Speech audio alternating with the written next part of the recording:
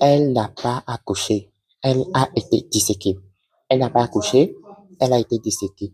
Il s'agit de l'histoire de Adriana Smith. Adriana Smith est une femme de 30 ans dans l'État de Géorgie qui a été déclarée en mort cérébrale le 19 février 2025.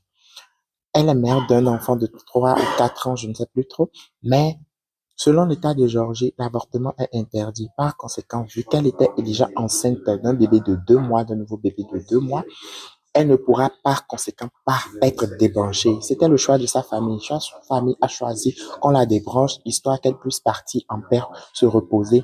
Mais vu que la loi interdit l'avortement et que le fœtus de 2 mois a déjà un battement, on a décidé de la maintenir en vie par les machines.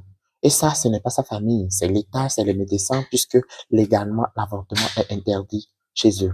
Par conséquent, cette femme est restée en mort cérébrale, maintenue par les machines en vie et en étant enceinte de février jusqu'à maintenant.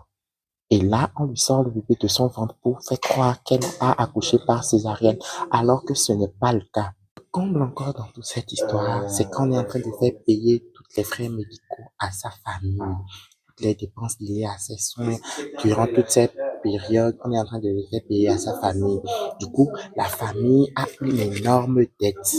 Là, sous le coup, ils sont énormément endettés, alors qu'ils avaient déjà pris la décision de la débrancher. Pour moi, c'est inhumain.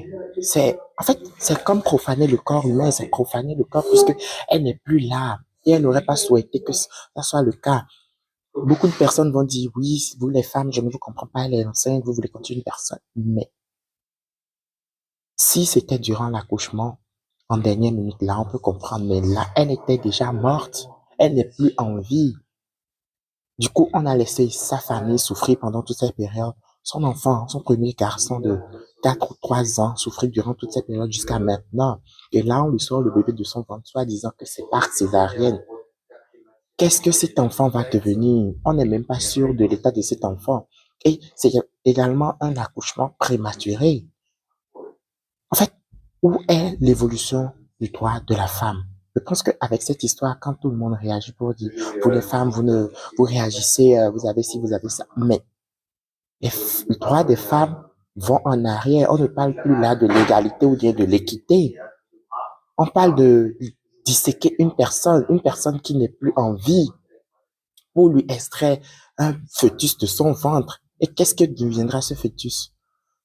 Honnêtement, moi, je suis abasourdi par cette histoire. Ça me choque, ça me désole. Que ça soit, nous sommes encore